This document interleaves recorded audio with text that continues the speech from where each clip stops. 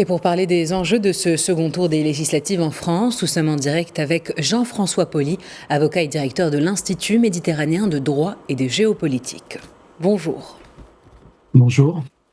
Alors on vient de le voir, les triangulaires sont l'enjeu phare du second tour de ces législatives.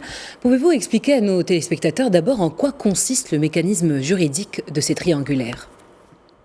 Alors, le mécanisme juridique des triangles, s'il y a plus de deux candidats qui sont potentiellement admissibles à se présenter au second tour, et qui sont présents, ils vont effectivement de se présenter, soit il y en a un qui va se retirer en donnant une consigne de vote éventuellement, pour permettre un duel. Et comme tout duel, c'est entre deux candidats, et ça veut dire que ça ouvre plus de perspectives parce que, a priori, les électeurs n'ont à se déterminer qu'en faveur de deux candidats au lieu de trois.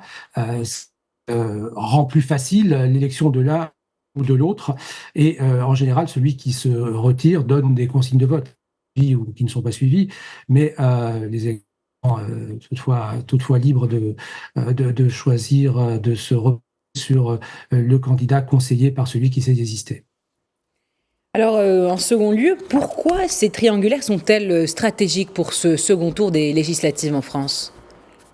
Alors, elles sont stratégiques parce que il y a deux grands blocs qui ont recueilli la plupart des suffrages, enfin, la majorité des suffrages, avec un troisième bloc, celui présidentiel, qui a recueilli aussi un nombre important de suffrages.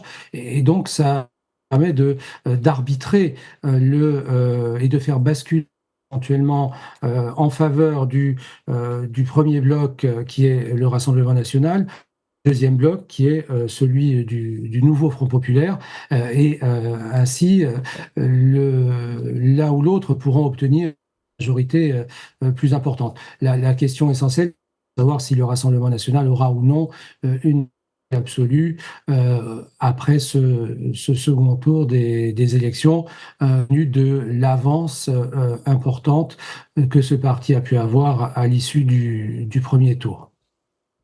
Eh bien, merci Jean-François Pauly pour ces clarifications. Je rappelle que vous êtes avocat et directeur de l'Institut méditerranéen de droit et de géopolitique. Merci à vous.